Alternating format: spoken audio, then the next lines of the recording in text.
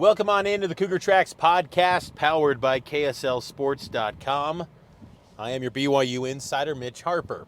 Happy as always to have you on board to the podcast, wherever and however you may be listening. Yes, this is another post-practice podcast here on Cougar Tracks. Day 15 of fall camp wrapped up earlier today on Monday. I'm leaving the BYU student-athlete building around 8:30 p.m. Mountain Time. Had to get some work in. A little bit thirsty. Needed some water there, so. It was a hot day at the indoor practice facility, but once again, an insightful day, I felt. I'll unpack all my thoughts here on this edition of the Cougar Tracks podcast from Monday's practice. So the first thing that stood out, we got to start with the quarterbacks. No decision yet from the coaches. Gary Bohannon, Jake Retzlaff continue to battle into week 4 of fall camp. I will say, I'm a little bit surprised that they have not named a starter yet. Now, I did say going into camp that of any year, this is the year where this coaching staff might take it to game week. And I think we're seeing that. Jake Retzlaff, Gary Bohannon continue to contend for that QB1 job. And we saw during the practice observation period a little glimpse into why the battle is still going on. Retzlaff started off as the second string quarterback. Bohannon was the first. Bohannon gets a touchdown. Retzlaff then goes to the first string. He gets a touchdown, and back and forth they go. Not the best day for the defense. But that's not what anyone's worried about. They're talking about the quarterbacks. Now, people are worried about the defense, sure, because last year, statistically, they weren't good. But as far as big picture story, quarterback is the big storyline in camp. And coming out of Monday's practice, I felt Retzlaff looked better again. This is the third media observation period where I thought Retzlaff looked better. And look, you're splitting hairs here, looking at everything with a fine comb here. You're sizing it all up, looking at everything. Bohannon had 2 touchdown passes. Yes. Retzlaff had 2. They're equal, right? Yes.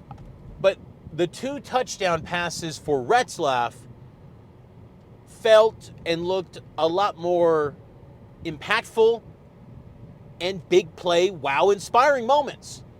They were some wow plays from Jake Retzlaff. And that hasn't happened very often since he's been at BYU, is delivering wow moments. He did that on Monday. His pass to Parker Kingston, beautiful touch on that pass, results on a touchdown. The timing, the ball placement was perfect. And it results in a touchdown. That was with the second team offense. Bohannon with the first team offense had a touchdown pass to Keanu Hill, but it was a wobbly ball. Now look, it got there fine. There was a lot of juice to that pass, but it wobbled. And again, this is getting deep in the weeds in analyzing the battle. But when you're sizing up quarterbacks that the coaches are saying it's still back and forth they go, you got to look at everything like that. Bohannon had a pass to Darius Lassiter on his first drive in team portion, thrown a little bit to his left. Lassiter was moving to his right. You got to get the ball placement in an exact spot.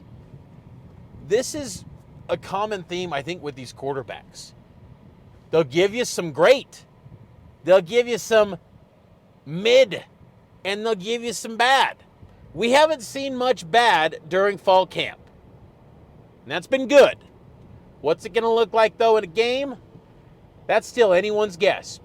And for the first time coming out of a fall camp practice, you really start to wonder now, if these coaches are entertaining the idea of 2 quarterbacks in game 1, which personally I do not think is the move.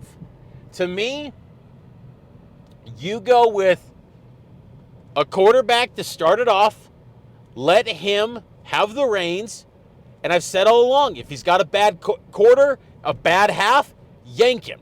And then you go to the next QB, and then you say, okay, so-and-so got the job done in that game, but still, battle rages on the next week.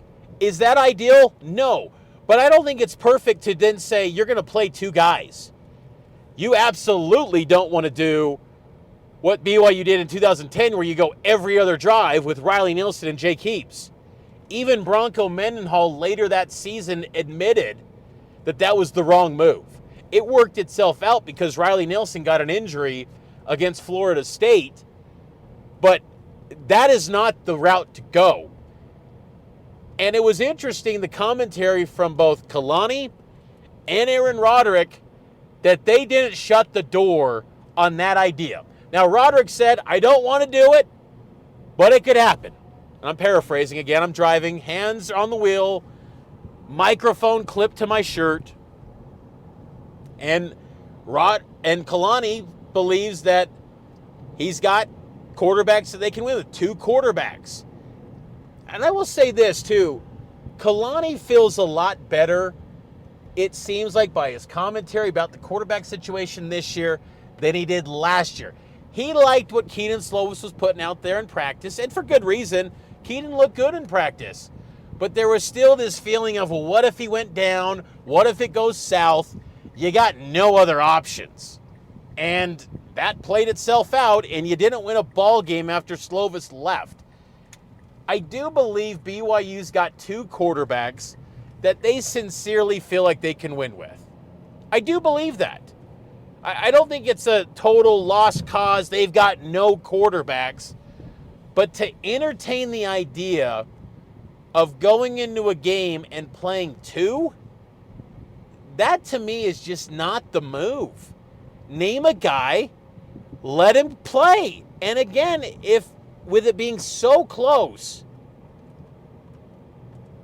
feel free to turn to that guy if the first one is playing terrible.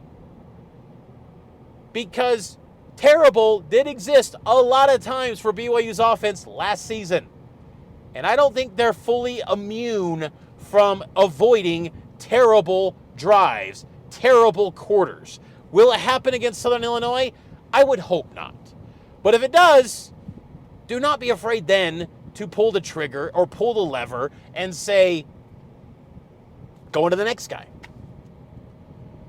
But I will say Jake Retzlaff in practice on Monday, I thought was the better quarterback. I thought that was the case on Friday, and I thought that was the case last Monday too. 3 consecutive media observation periods, I've come away more impressed with Retzlaff. I continue to be impressed with the velocity on his passes. I like the ball placement. I like the touch on his passes. I think he's doing a nice job. And I think Bohannon's doing a nice job too. We have not seen him get out in space and run the football as much since that big run he had a couple weeks back. Neck and neck they go. Fall camp practice wraps up officially on Wednesday. Aaron Roderick said that they introduced the offense a little bit to Southern Illinois defense on Monday. So they're turning the page. They're getting ready for Southern Illinois. I just feel like it would be critical to just say, this is the guy, rally behind him, and if it don't work in a game, make it clear in the messaging when you announce him. Quarterback 2 is nipping on his heels. He will be ready to play at a moment's notice, but this guy will be QB1 to open. This quarterback battle is fascinating to me in so many ways. And I noted this in my post-practice video with Matt Biamonte. You've got a quarterback battle where the coaches have a lot of the power here. You know, sometimes in quarterback battles, the player that has a decorated resume as a recruit maybe gets the upper hand, because you always run that fear of, if we don't put him in the spot to start or play him, he's going to leave us. Look, that could happen next winter in December with Jake Retzlaff if, say, hypothetically, you had Bohannon win the job. Okay, but still, Bohannon's gone no matter what in a few months. Okay? So, and Retzlaff loses a year of eligibility no matter what the decision is this year. He will lose a year of eligibility. The NCAA, as weak as they are now, I don't envision they're going to give waivers because you lost a quarterback battle. So no matter what, he's losing a year of eligibility this year. So again, the power is kind of in the coaches, in Roderick and Kalani. Sometimes you get in quarterback battles, and if you got some young hot shot that's 4-star, 5-star, you feel like, I got to play him. I got to put him in, because if we don't, we run the risk of losing him, and we got to give him the shot. We got to see what that talent is like. Think years ago to Ben Olsen, how dumb that was to not play him. It was a bad football team. Play Ben Olsen. He's the number 1 recruit in America. I know you wanted to redshirt him, but it's like, play him and see what he's got. And if he had success, he might have said, you know what? I'm staying. I'm the guy of the future. That's not an element in this quarterback battle. Jake Retzlaff, Gary Bohannon do not command that level of, you have to give them the job, no matter what. Like, they don't. So it's really a just unique battle that is very one of a kind in BYU history, where you don't have this blue chip prospect, you don't have the perceived heir apparent. You just have two guys that are good. They're okay. They're not great. They're all right. To me, it's not an ideal. And it's not like I'm saying, hey, this is a great battle. It should be the battle of the century. No. Like, still, this is one of the weaker quarterback units in the Big 12. But it's got a lot of intrigue where when the coaches are saying it's still split, I tend to believe them. I'm seeing it with my own eyes. The snaps. They're giving first-team snaps to both guys. You're not just going to give a first-team snap just to throw the scent off to the media. I'm sorry. I've seen enough practices over the years, and every snap matters. I've talked with enough coaches. Every snap counts. And look, they're in the dog days of camp. They're ready to move on from this and get on with Southern Illinois. But still, every snap matters. And they're still giving first-team snaps to both guys. I would have thought for sure we would start to see Gary Bohannon pull away and start to lay claim like he's the number one guy. But Jake Retzlaff has responded and done a really good job to make this where you go, do you just go with the younger guy in Jake Retzlaff, who could be the starter in 2025? But at the same time, does that then scare off a McKay Hillstead long term? Like, I didn't get a real shot at winning this job. Why did I come here? Like, he's not in the mix to be in the top job. He's a distant third, if that. And he's battling with Trayson Bourget. I'd still say he's the third QB. But it's just an interesting dynamic here. And you then have this component of a coaching staff, they've got to win. Because if you really went with the future piece and said, you know what, let's give the younger guy the reins.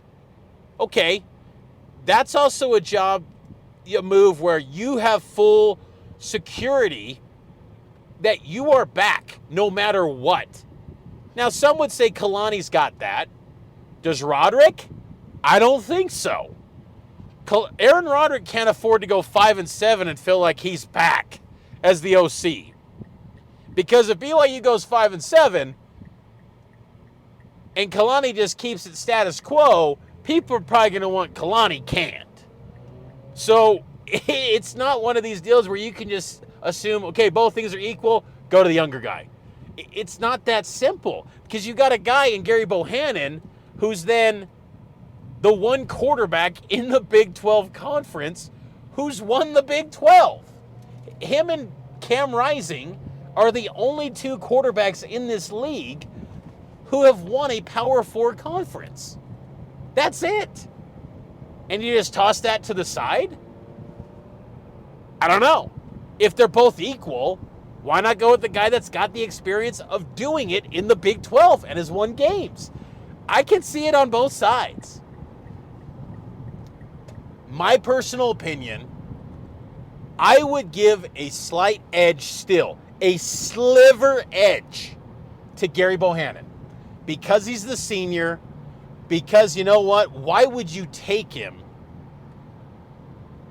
if you didn't think he could start and lead this program? I think he's done enough. But at the same time, I've been impressed with Retzlaff the past 2 weeks. I can genuinely see Roderick going back and forth on this. Because ideally, if you're a coach, like, it's easy to say, pull the lever, yank the guy, go to the next one, and then reset it the next week. I feel like this quarterback battle warrants that. I feel like this quarterback unit is okay grounds to do that with because, again, you just got to find a way to get wins. And if this team is as unified as BYU has said they are, well, then they should be strong enough to be able to handle, quarterback roulette at times each and every week. And that every week it's going to be an ongoing deal until someone gets some big signature wins and says, I am the dude. Retzlaff had that chance last year. He squandered that.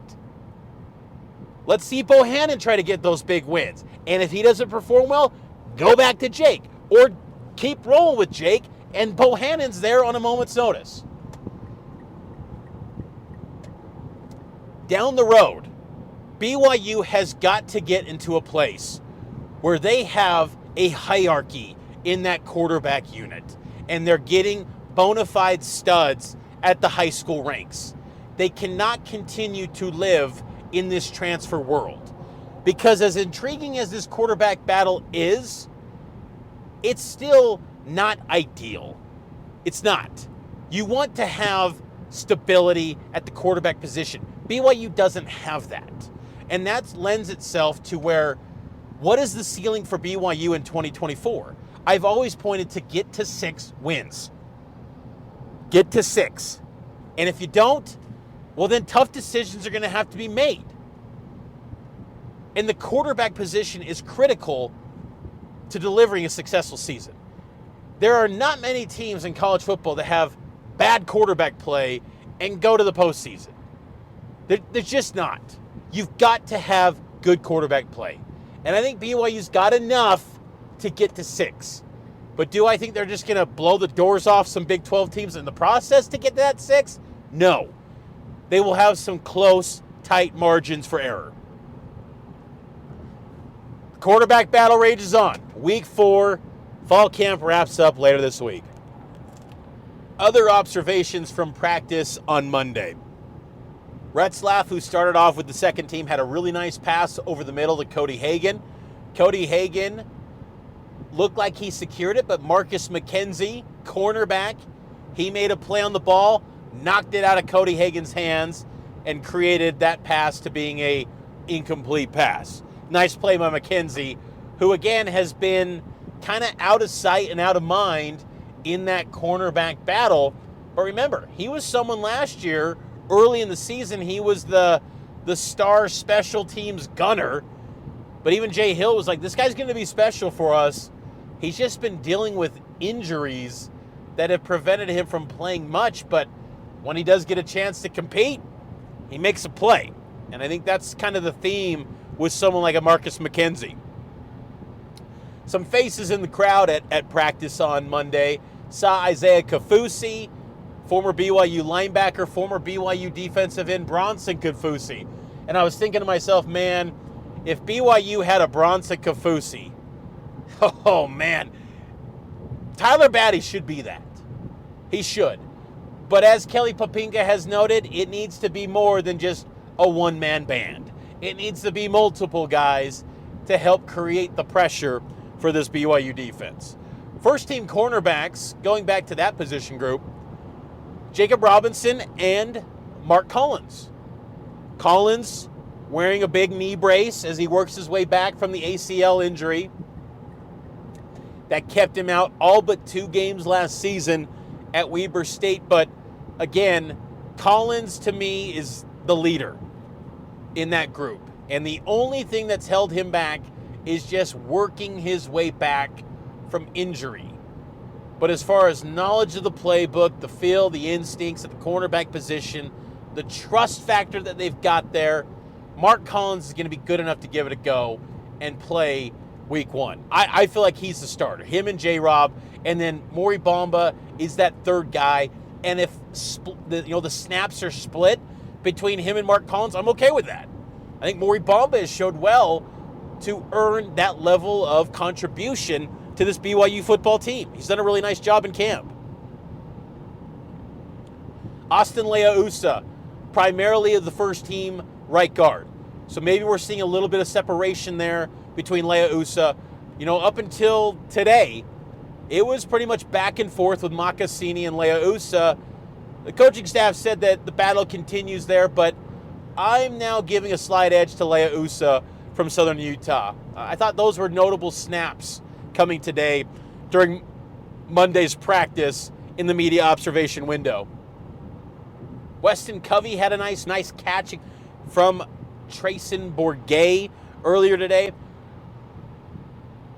McKay Hillstead had a pass intended for Noah Moiaki. Did not complete, but saw some snaps for Moiaki with the third team offense. Also saw a deep ball intended for who else? Ty West. It was from Trayson Bourget.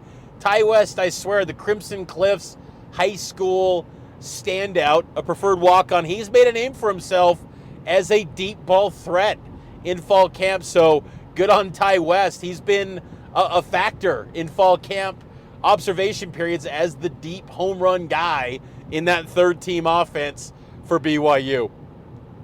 But all in all, the big story again was at the quarterback position, and that was a lot of the focus at today's practice on Monday as I continue my drive from Provo back to Murray, Utah, getting ready to settle in. Be a busy week this week coming up, and football season prep coming up on Wednesday night.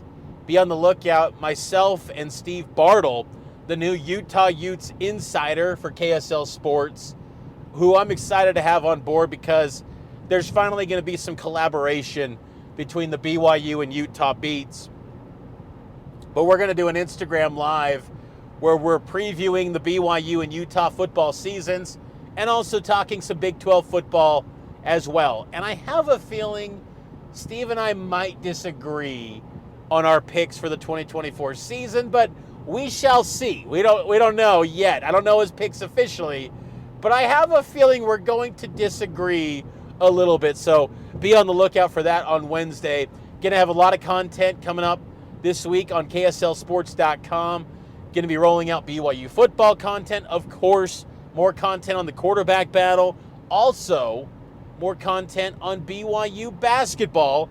My recent conversation with Kevin Young, but also season preview content too. So that will be rolling out here in the near future. So it's going to be a lot of fun here on KSLSports.com. Appreciate all of you listening to this Cougar Tracks podcast. If you haven't done so already, subscribe to the show and leave a 5-star rating and a review. Seriously, do it. Even ask a question. If you've got a question for me, ask it in the comments, in the reviews, and I'll answer your question in the review. Leave a 5-star review and ask your question, and I'll get to your questions and read them on the show. So I appreciate all of you. Also, Saturday, Cougar Sports Saturday, noon to 3, and then next Monday night, game week, the return of Cougar Nation. Yes, that's right, 6 to 7 p.m., myself, Matt Biamonte, we're taking your phone calls, 6 to 7, talking all things BYU football on Cougar Nation, on the legacy home of the Cougars, KSL News Radio. And one final thing before I go, wanted to give a big shout out to the new KSL Sports, KSL News Radio intern for the BYU football season, Allie Brathwaite. She covered her first day at BYU football practice today, did a great job, asked a question to Kalani Sitake. Kalani said it was a good question, and so big shout out to Allie. I think she's going to do a great job. She's a BYU student, so be on the lookout for her assistance on coverage this football season. So intern Allie did a great job with us today on day one. Looking forward to having her on board with our coverage this football season. But we'll talk to you next time here on the Cougar Tracks podcast, and it's powered by KSLSports.com.